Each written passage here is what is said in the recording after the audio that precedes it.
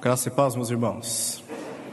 Prazer imenso estar de volta depois desse período em que estivemos trabalhando lá no Pará, fazendo aquilo que o Senhor nos chamou para fazer. Bom estar aqui, rever os irmãos e contar um pouquinho das histórias que nós pudemos viver lá. Foi muito bom mesmo. E é por isso que nós vamos continuar. Próximo ano está aí e nós já estamos pensando no desafio que o Senhor está reservando para nós como igreja.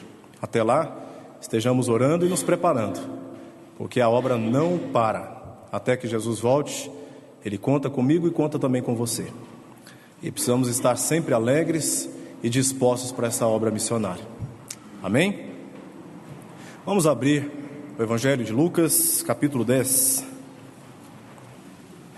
Evangelho de Lucas, capítulo 10. Leremos os versos 17, 18, 19 e o verso 20. O texto diz assim: Então regressaram os 70 possuídos de alegria, dizendo: Senhor, os próprios demônios se nos submetem pelo teu nome. Mas ele lhes disse: Eu via Satanás caindo do céu como um relâmpago.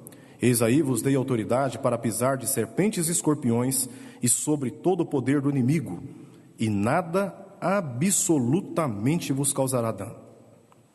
Não obstante, alegrai-vos, não porque os espíritos se vos submetem, e sim porque o vosso nome está arrolado nos céus.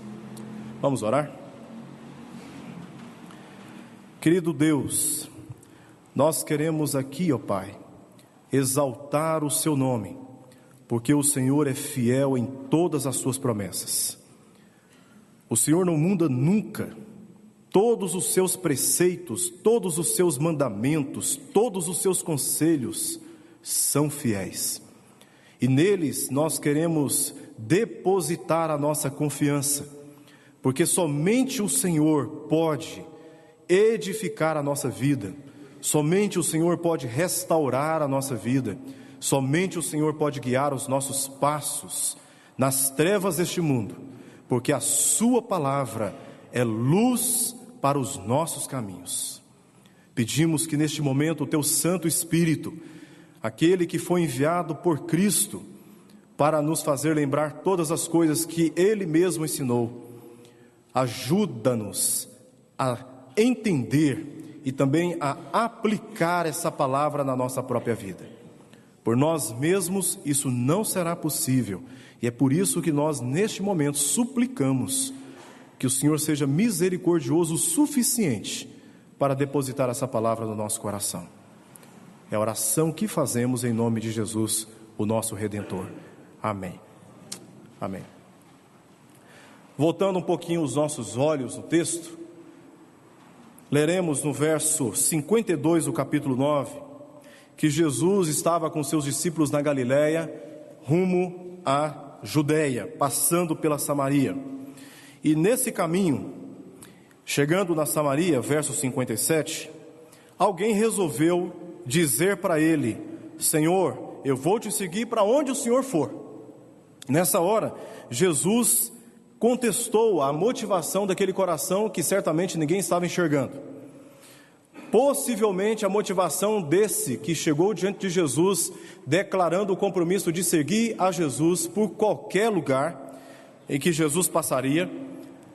O problema certamente que estava no coração desse indivíduo era um problema relacionado com o conforto material, porque Jesus disse que as raposas têm os seus covis, as aves do céu ninhos, mas o filho do homem não tem onde reclinar a cabeça.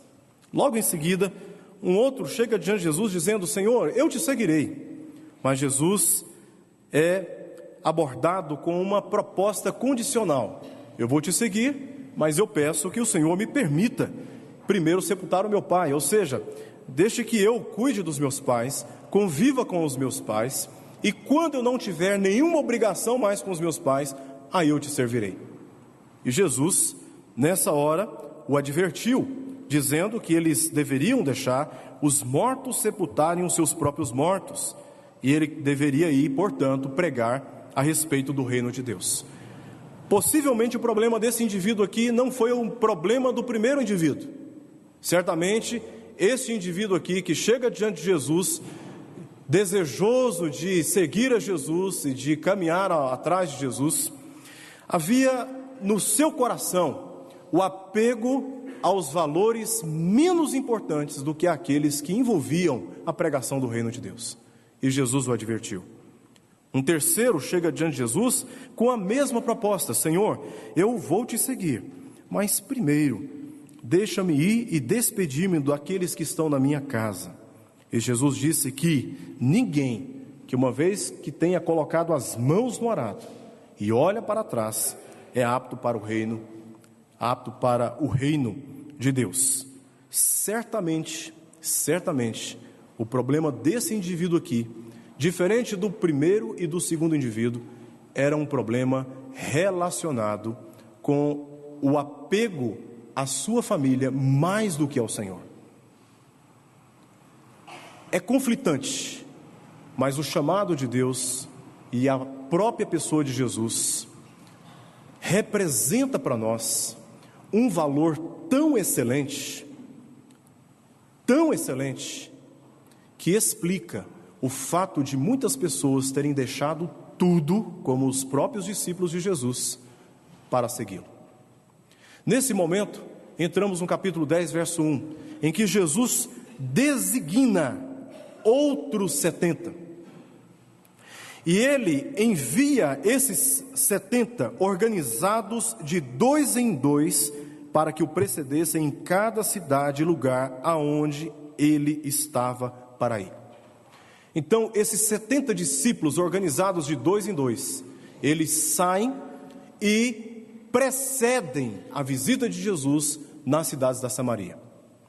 Nessa ocasião, o que nós compreendemos na agenda de Jesus era uma necessidade de comunicação. A passagem de Jesus era uma passagem bem rápida, porque, como diz o verso 51 do capítulo 9, aconteceu ao se completarem os dias em que devia ele ser assunto ao céu, manifestou no semblante a intrépida resolução de ir para Jerusalém. Ele está de passagem em Samaria, e o seu ministério em Samaria seria um ministério curto. Então ele, de uma maneira muito inteligente, envia os seus discípulos adiante. E ele sai nas cidades anunciando o dia, o local e a hora que Jesus passaria por ali. Quando Jesus passou por aquelas cidades, ele encontrou as populações preparadas para recebê-lo, ouvir a sua mensagem e também receber a manifestação dos milagres que ele estava operando naqueles dias. E dessa maneira, Jesus alcançou muita gente. Logo depois desses episódios, em torno do envio desses 70 discípulos, nós temos um texto no verso 13 ao verso 16, em que Jesus apresenta aqui 3 advertências, na verdade 2 advertências, uma relacionada à cidade de Corazim e Betsaida, cidades da Galileia, e no verso 15 a cidade de Cafarnaum, que foram as cidades que tiveram o privilégio de receber a atenção especial de Jesus lá na Galileia. E aí no verso 17 nós temos uma conjunção então, que nos faz entender o que Jesus aqui estará tratando com seus discípulos nesse texto, verso 17 ao verso 20. Diz o texto no verso 17 que esses 70 que haviam sido enviados, eles voltaram, e eles voltaram possuídos de grande alegria. Eles não voltaram cabisbaixos, desanimados, com uma visão pessimista da obra missionária. Eles não voltaram murmurando, não voltaram atacando, pelo contrário, eles voltaram alegres por aquilo que eles viram acontecer quando Jesus os enviou. E possuídos de grande alegria, eles declararam a Jesus qual era o motivo daquela alegria. É que ao usarem o nome de Jesus, os próprios demônios eram submetidos. E eles estavam muito felizes. Esse verso 17, ele é um verso chave para nós compreendermos esse texto. Essa conjunção então, nos permite entender o verso 17 a partir daquilo que já foi dito por Jesus nos versos anteriores. Primeiro, irmãos, é que a obra missionária, ela envolve uma tensão externa, uma tensão entre o reino de Deus e o reino das trevas, o reino dos demônios, o reino de Satanás. E de maneira alguma nós podemos sair no mundo pregando o evangelho do reino de Deus sem termos que lidar com essas tensões espirituais, em que os próprios demônios se apresentam em resistência àquilo que estamos propostos a fazer em nome de Cristo. Quando os discípulos saíram anunciando a chegada de Jesus, os próprios demônios começaram a se manifestar e eles foram submetidos, foram subjugados pelos discípulos, usando o mesmo nome daquele que os havia enviado, o nome de Jesus. Esta é uma tensão externa, presente, real, e que nós não podemos negar a sua realidade. Nós, como igreja, seja aquela parte da igreja que sai ou aquela parte da igreja que fica, estamos envolvidos por uma tremenda batalha espiritual. E nós só não percebemos essa batalha se vivermos a nossa vida de maneira muito apática e indiferente àquilo que Jesus nos ordenou para cumprirmos neste mundo. Porque a partir do momento que nós nos levantamos para cumprirmos, para obedecermos, para seguirmos os ensinamentos de Jesus, nós teremos que lidar com essas resistências de inúmeras maneiras. Nessa viagem que fizemos, por exemplo, nós percebemos claramente essa resistência espiritual. E uma das evidências que nós tivemos em relação a esta batalha, vamos chamar assim, foi o fato de nós termos levado o filme Jesus para apresentarmos lá nas comunidades ribeirinhas, e esse filme foi um palanque entre a batalha daqueles que estavam ali em nome de Cristo e aqueles que estavam ali em nome de Satanás. Mas vocês sabem qual é o resultado? O resultado é que nós vencemos. De um jeito ou de outro, nós nos organizamos lá, nós improvisamos meios e nós conseguimos passar o filme Jesus para aquelas comunidades que estavam nos nossos planos. Nós conseguimos, mas nós tivemos que lidar com uma tensão espiritual que é real e que se manifesta de uma maneira específica quando você sai para obedecer um chamado do Senhor. Neste texto, nós vemos exatamente esse conflito que cerca não apenas os missionários que estão no campo, mas que te cerca todos os dias e que você precisa abrir os seus olhos, porque Satanás, bem como os seus servidores, estão organizados para desarticular, para desmotivar aquilo que o Espírito Santo nos comissionou a fazer, nos capacitou a fazer neste mundo, que é pregar o Evangelho do Reino de Deus. Mas esse conflito, ele não é um conflito de natureza externa apenas, é um conflito também de natureza interna. Porque esses discípulos voltaram possuídos de grande alegria, porque ao nome de Jesus, os próprios demônios eram submetidos por eles. Veja o pronome utilizado por eles aí no verso 17. Os próprios demônios se nos submetem. Eles estavam felizes pela obra que eles fizeram naquelas cidades samaritanas. E Jesus aqui, naquele momento, Jesus era especialista em cardiologia. Ele enxergava de uma maneira muito precisa o que estava passando no coração do homem. E ele percebeu um perigo sutil que estava cercando os corações daqueles discípulos. É o perigo do orgulho. E aí nós entendemos o porquê, antes do regresso, aqui na narrativa do texto, Jesus contou aquelas histórias de Corazim, Betsaida e Cafarnaum. Nas cidades de Corazim e Betsaida, cidades galileias, Jesus operou inúmeros milagres, de acordo com aquilo que o próprio texto nos informa. Mas a história dessas cidades são relacionadas com a dureza do coração, e o próprio texto diz para nós, no final do verso 13, que se nas cidades de Tiro e Sidom, cidades da Fenícia, se nas cidades de Tiro e Sidom, se tivessem operado os milagres que nessas cidades foram operados, há muito essas cidades teriam arrependido na condição de assentadas em pano de saco e de cinza.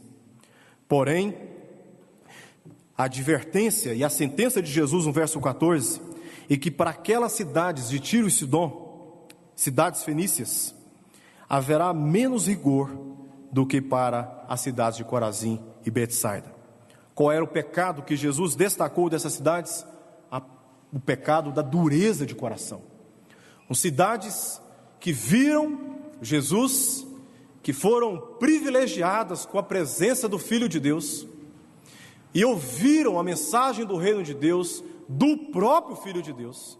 Cidades que testemunharam inúmeros milagres e sinais que Jesus estava operando, testificando a chegada do reino de Deus. Porém, essas cidades resistiram e não se arrependeram dos seus próprios pecados. A cidade seguinte, a cidade de Cafarnaum, é relacionada com o pecado da soberba. Se as cidades de Betsaida e Corazim estão relacionadas com a dureza de coração, a cidade de Cafarnaum está relacionada com o pecado da soberba. Disse Jesus: tu, Cafarnaum, elevar-se-á porventura até o céu? A sentença de Jesus é que essa cidade descerá até o inferno. Quem vos der ouvidos, ouve-me, a mim.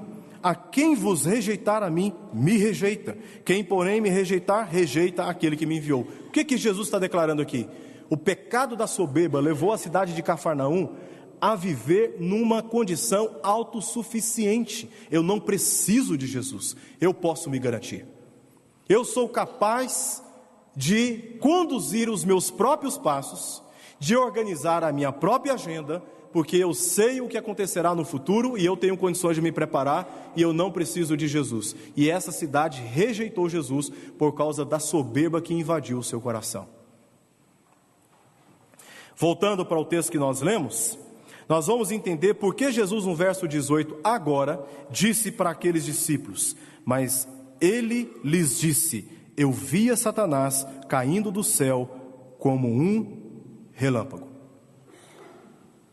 Certamente e devidamente, esse texto está relacionado com Isaías, capítulo 14, quando o rei Ciro é tratado de uma maneira muito especial, naquela sentença, quando ele é associado com a estrela da manhã, semelhante à estrela da alva, que cai do céu, e o seu coração é sepultado na sua própria soberba.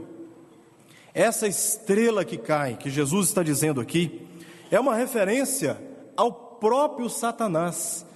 Ele viu a queda de Satanás. Ele presenciou a sentença eterna de Satanás, bem como de todo o seu império, dos seus anjos malignos. Esta derrota de Satanás é uma derrota garantida, que é obra de Deus. Por quê? Porque, segundo Apocalipse capítulo 14, essa estrela estrela da manhã, ela disse no seu interior que exaltaria o seu trono acima das estrelas de Deus, e de lá ela declararia o seu poder, a sua glória. A soberba invadiu o coração daquele anjo, e ele foi sentenciado pelo pecado da soberba. E diz aqui no verso 18 que o próprio Jesus viu o resultado da soberba naquele anjo. Ele caiu, ele foi sentenciado, ele foi condenado. Obviamente, se Satanás e todos os seus servos já foram julgados e já estão derrotados, aquilo que os discípulos estão presenciando nada mais é do que o resultado da obra de Deus e não da obra daqueles mesmos discípulos. E Jesus corrige a teologia daqueles discípulos que saíram para o campo missionário, realizaram a obra, viram os resultados, viram os efeitos da obra de Deus através da vida deles, e ao voltarem possuídos de alegria por aquilo que eles fizeram, Jesus corrige a teologia deles no verso 19, dizendo: eis aí vos dei autoridade, aquilo que nós lemos no verso 1 do capítulo 10, dei a vocês autoridade para pisar de serpentes e escorpiões e sobre todo o poder do inimigo, e nada absolutamente vos causará dano. Então, se vocês estão tendo algum resultado positivo na obra missionária, é porque eu dei a vocês poder, eu dei a vocês autoridade. Jesus é a fonte dessa autoridade que dá à igreja a vitória sobre esta resistência demoníaca, satânica, mundana, que tenta resistir o avanço da igreja que proclama o reino de Deus. Foi Jesus mesmo quem disse que as portas do inferno não resistiriam o avanço dessa igreja na terra. O que são portas, se não instrumentos de proteção? Não é verdade?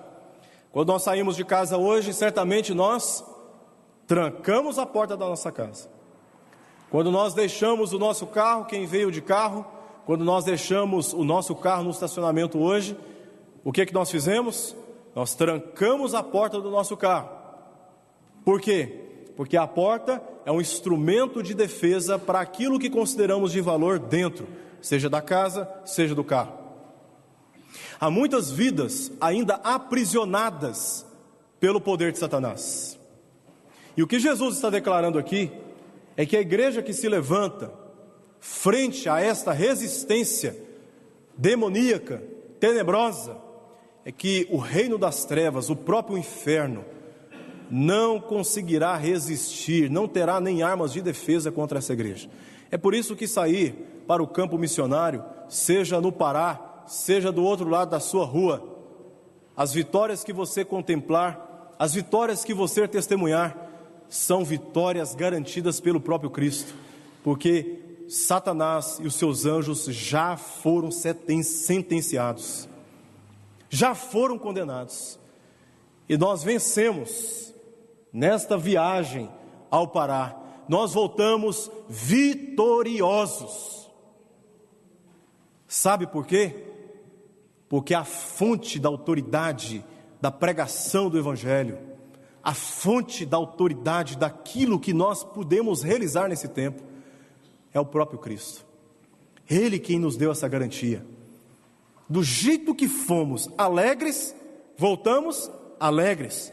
Do jeito que fomos unidos, voltamos unidos. E isto não é obra nem do Erickson, nem de qualquer outro membro da equipe que participou dessa viagem. Isso é obra de Deus.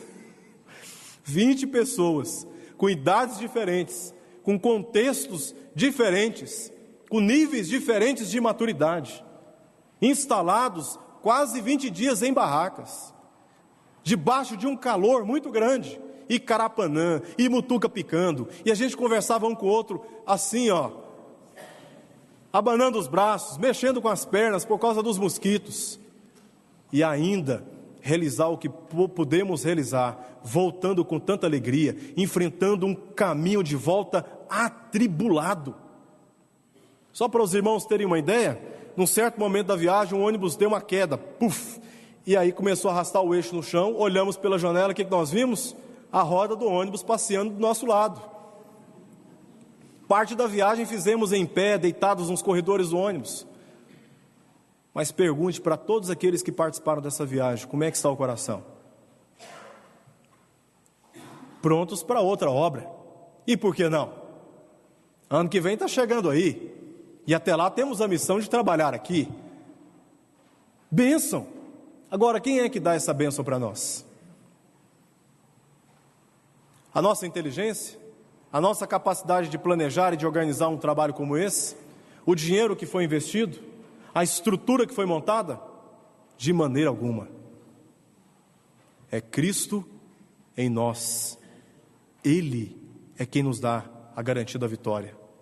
E é por isso que voltamos jubilosos e contentes. Primeira parte do texto, os discípulos estão felizes por aquilo que eles fizeram. E Jesus corrige, por fim, no verso 20, qual o motivo da alegria que eles deveriam ter. Diz o texto: não obstante, alegrai-vos, não porque os espíritos se vos submetem, e sim porque o vosso nome está rolado nos céus. O motivo da nossa alegria não é o que nós suponhamos realizar, suponhamos desenvolver, suponhamos conquistar, suponhamos alcançar. O motivo da nossa alegria vai além das conquistas terrenas. O motivo da nossa alegria vai além das nossas realizações pessoais nessa vida. O motivo da nossa alegria não é garantido por aquilo que somos capazes de fazer. O motivo da nossa alegria é garantido por aquilo que Deus já fez em nosso lugar.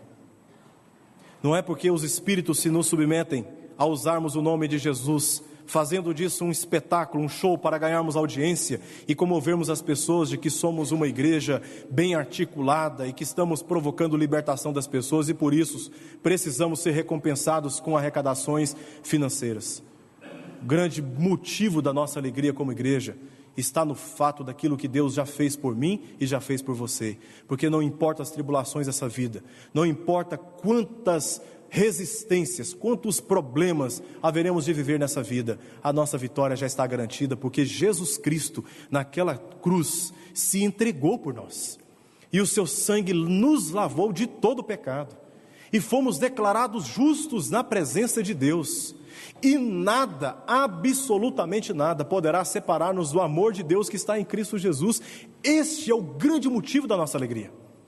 Portanto, irmãos, expectativas de conforto material, expectativa de esperarmos os nossos pais serem sepultados para seguirmos a Jesus, expectativa de colocar a mão no arado, mas ficar contemplando aquilo que supostamente estamos perdendo para trás. Irmãos, isso não nos dá qualquer condição espiritual, emocional, física de seguirmos a Jesus. O que nos dá a condição de seguir a Jesus é esta alegria que vem da parte dele por aquilo que ele já fez por nós.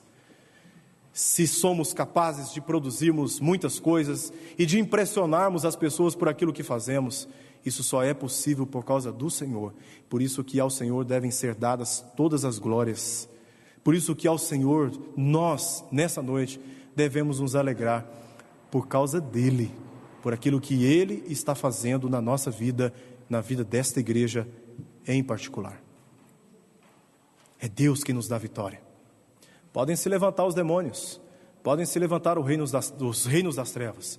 Nós não subestimamos, mas uma coisa nós sabemos: nós já somos mais do que vencedores. E nós sempre venceremos, enquanto estivermos sob a poderosa mão do Senhor. Nós temos da parte de Deus o poder de resistirmos o inimigo, e ele fugirá de nós. E é assim que nós vencemos neste mundo, e é assim que nós continuaremos vencendo neste lugar, seja em qualquer outro lugar que o Senhor nos enviar. Fomos e voltamos. Esse é o momento de nós prestarmos contas para a igreja, apresentarmos os nossos relatórios, a fim de juntos glorificarmos a Deus. E é isso que nós faremos agora. Mas antes, vamos orar. Senhor, de fato somos uma igreja vitoriosa, não por causa do nome da nossa denominação, não por causa da capacidade de decorarmos confissões doutrinárias, não por causa da arquitetura deste templo e bem como a sua localização, não porque temos uma boa arrecadação que nos dá a possibilidade de realizarmos aquilo que estamos realizando em tantos setores nessa igreja.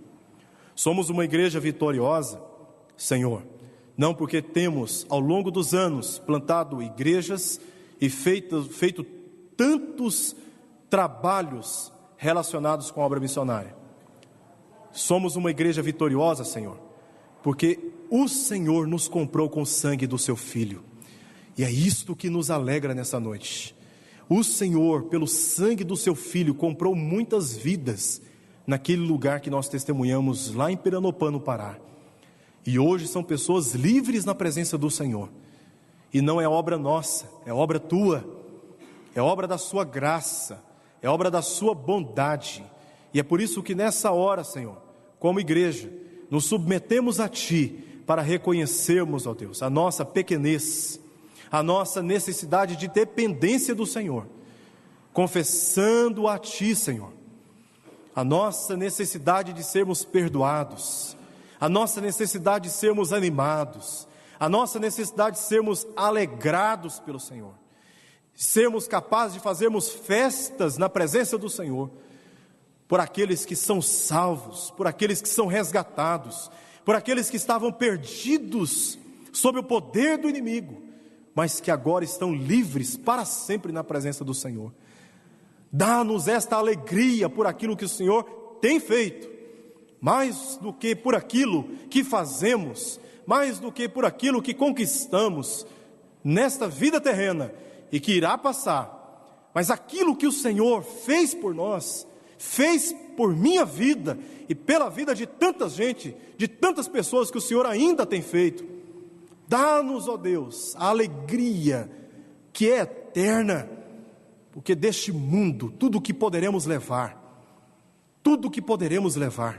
são pessoas que ouviram a palavra do Senhor e que o Senhor mesmo quis salvar.